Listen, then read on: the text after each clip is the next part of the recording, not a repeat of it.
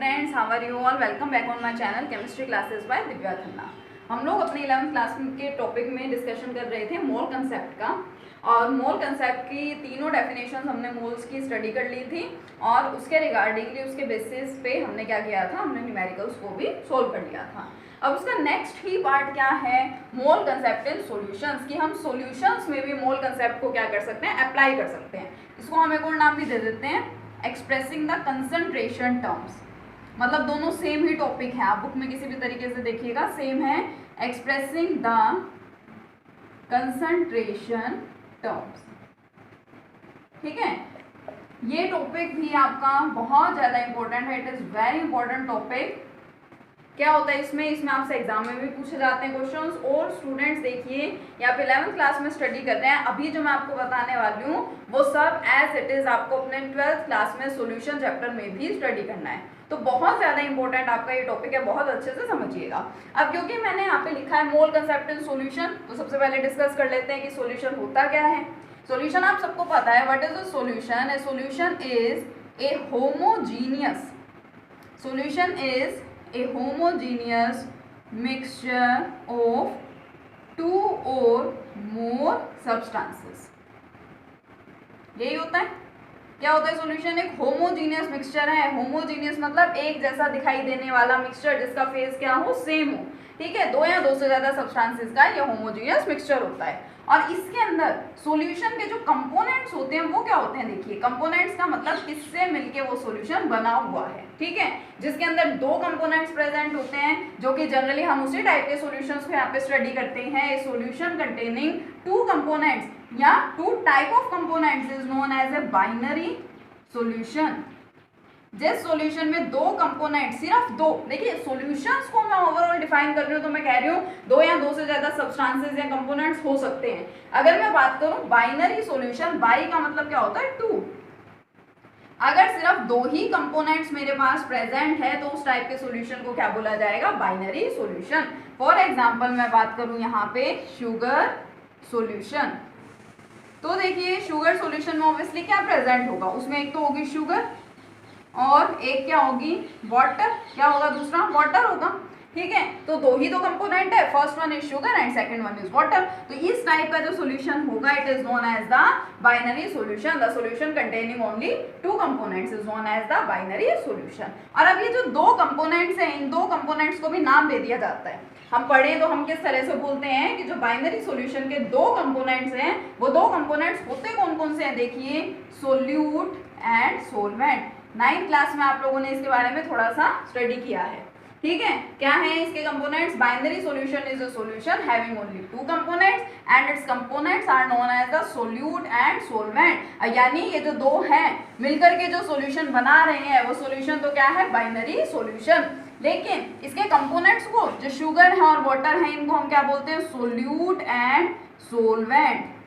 अब क्या है ये solute and solvent? Solute is the component which is present in small quantity or small amount। वो component solution का जो कि कम क्वांटिटी में या कम अमाउंट में प्रेजेंट है उसको क्या बोला जाता है, solute. And the component which is present in large quantity, जो ज्यादा क्वांटिटी होगी जिसकी, या लार्ज अमाउंट में जो प्रेजेंट होगा उसे हम क्या बोलते हैं, उसे हम सोलवेंट बोलते हैं। सिंपल सी बात है, मैं बात कर रही हूँ शुगर सॉल्यूशन की। सपोज मैंने क्या किया, मैंने इसमें लिया 1 ग्लास वाटर। ठीक है, और इसमें मैं ऐड क्या कर रही हूँ, 1 स्पून शुगर। पानी तो मेरे पास क्या है, 1 ग्लास मैंने पानी ले रखा है। अमाउंट देखिएगा, नोट कीजिएगा, 1 ग्लास मेरे पास वाटर प्रेजेंट है, उसमें मैंने सिर्फ 1 चम्मच क्या किया है, चीनी ऐड की है उसमें। यानी शुगर का अमाउंट तो क्या है, कम है, और वाटर का अमाउंट क्या है, ज्यादा है, लार्ज है। So obviously sugar here is called solute. Sugar यहाँ पे क्या है, सोल्यूट है, और वाटर यहाँ पे क्या है, सोलवेंट है। ठीक है, तो सॉल्यूशन के बारे में, मोल कंसेप्ट को जब हम और एक्सटेंड करते हैं सॉल्यूशंस में, तो हमें सॉल्यूशन के बारे में छोटी छोटी चीजें पता होनी चाहिए। फर्स्ट की सॉल्यूशन होता क्या है, बाइनरी सॉल्यूशन क्या है, उसके कंपोनेंट्स को हम क्या क्या बोलते हैं। आ गया सबको अच्छे से समझ में? देखिए कुछ नया नहीं है ये आप 9th क्लास में पढ़ चुके हैं। ठीक है, अब हम इसको थोड़ा सा और एक्सटेंड करते हैं इस टॉपिक को। Expressing the concentration terms. Actual में सॉल्यूशंस में मोल कंसेप्ट को स्टडी करने के लिए हम कुछ कंसंट्रेशन टर्म्स को स्टडी करते हैं। मतलब हम कुछ ऐसी टर्म्स को स्टडी करेंगे जो कि क्या रिप्रेजेंट करेंगे या किस चीज को एक्सप्रेस करती है, कंसंट्रेशन को। तो कंसंट्रेशन होता क्या है, आप लोग सिंपली क्या बोलते हैं, कंसंट्रेशन। कंसंट्रेशन का मतलब अमाउंट, ठीक है। अब देखिए ओवरऑल हो क्या रहा है, मैं एक सॉल्यूशन बना रही हूँ, तो सॉल्वेंट के अंदर मैं क्या ऐड कर रही हूँ, मैं सोल्यूट को ऐड कर रही हूँ। तो उस पर्टिकुलर सॉल्यूशन में कितना अमाउंट प्रेजेंट है सोल्यूट का, मींस कितनी कंसंट्रेशन प्रेजेंट है, ठीक है। तो कंसंट्रेशन को हमारे पास बहुत सारे मेथड्स हैं जिसमें हम रिप्रेजेंट कर सकते हैं, तो हमें वो सारे मेथड्स यहाँ पे स्टडी करने हैं कि हम कंसंट्रेशन को कौन कौन सी ऐसी टर्म्स हैं जिनसे हम कंसंट्रेशन को या उस अमाउंट को इजीली कैलकुलेट कर सकते हैं, ठीक है। और इसको ईजी तरीके से समझने के लिए हम क्या करते हैं, कंसंट्रेशन टर्म्स को 2 पार्ट्स में डिवाइड करते हैं।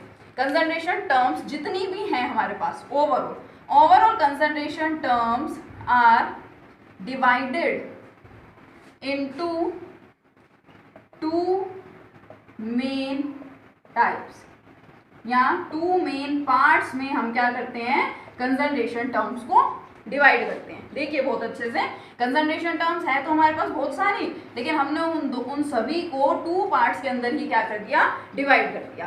फर्स्ट वन में क्या आ जाती हैं, दीज आर द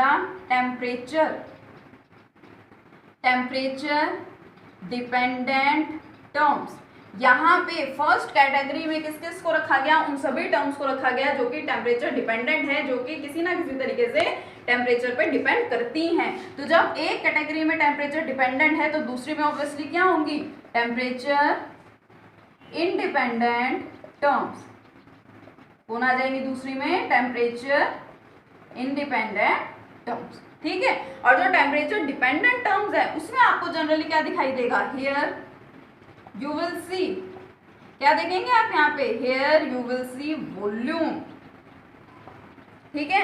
यहाँ पे आप क्या देखेंगे, आप वॉल्यूम देखेंगे, क्योंकि जो वॉल्यूम है वो तो टेम्परेचर पे डिपेंड करती है कि जब आप टेम्परेचर बढ़ाते हैं तो क्या होगा, वॉल्यूम भी बढ़ती है। तो वॉल्यूम भी टेम्परेचर डिपेंडेंट है।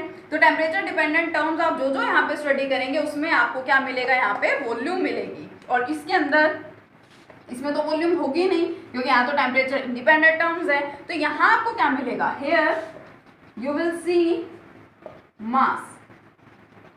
यहाँ पे आप क्या देखेंगे, यहाँ पे आप मास देखेंगे। वॉल्यूम तो टेम्परेचर पे डिपेंड करती है, क्या मास टेम्परेचर पे डिपेंड करता है, मास या वेट टेम्परेचर पे डिपेंड करता है, नहीं। ऐसा नहीं होता कि टेम्परेचर बढ़ रहा है घट रहा है, मतलब कि सर्दियों में या गर्मियों में जो वेट है या मास है वो चेंज हो जाए किसी सब्सटेंस का, ऐसा पॉसिबल नहीं होता। देखिए अब ये समझ आ गया सबको अच्छे से, एक तो टेम्परेचर डिपेंडेंट है और दूसरी क्या है, टेम्परेचर इंडिपेंडेंट। टेम्परेचर डिपेंडेंट में आप क्या देखेंगे, वॉल्यूम देखेंगे, और टेम्परेचर इंडिपेंडेंट में आपको क्या मिलेगा, मास मिलेगा। अब देख लेते हैं ये टर्म्स हैं कौन कौन सी, हमें इनके अंदर स्टडी क्या क्या करना है। फर्स्ट वन वॉल्यूम वाले की अगर मैं बात करूं तो इसमें आएगी परसेंटेज वॉल्यूम बाय वॉल्यूम, या इसको वॉल्यूम परसेंटेज भी बोला जाता है, ठीक है। सभी को 1 बाय 1 डिस्कस करेंगे डिटेल में, लेकिन मैं अभी आपको जस्ट बता रही हूँ कि आएंगी कौन कौन सी टर्म्स इसमें। Second one weight by volume percentage, ऊपर वेट है लेकिन नीचे तो क्या है, वॉल्यूम है, यानी वॉल्यूम डिपेंडेंट टर्म ही है, ये टेम्परेचर डिपेंडेंट है, ठीक है। First second third one most important term molarity which is represented by capital M। Next one normality represented by capital N, ठीक है। मेन हमारे पास टर्म्स यही है। एक ppm और होता है पार्ट्स पर मिलियन, उसको 12th में ज़्यादा डिटेल में हम स्टडी करते हैं, ठीक है। ppm मीन्स पार्ट्स पर मिलियन, ठीक है। और यहाँ पे टेम्परेचर इंडिपेंडेंट टर्म्स में क्या क्या आएगा, यहाँ तो आप पढ़ रहे हैं मोलैरिटी, उससे पहले देखिए आपने वॉल्यूम बाय वॉल्यूम परसेंटेज पढ़ा, वेट यानी मास बाय वॉल्यूम परसेंटेज पढ़ा, तो यहाँ पे क्या आएगा, यहाँ पे पढ़ेंगे वेट बाय वेट परसेंटेज या मास परसेंटेज, उसको सिंपली बोल देते हैं। आपकी बुक्स में क्या मेंशन होता है, मास परसेंटेज, ठीक है।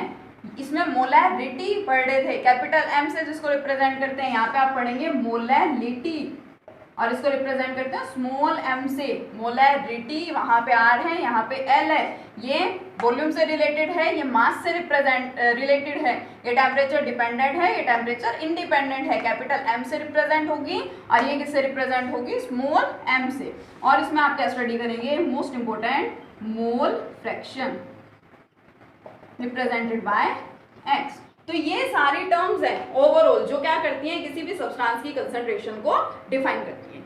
ठीक है, तो पहले तो इनको अच्छे से देखिए, नेक्स्ट लेक्चर में हम क्या करेंगे, इनको वन बाय वन डिस्कस करेंगे।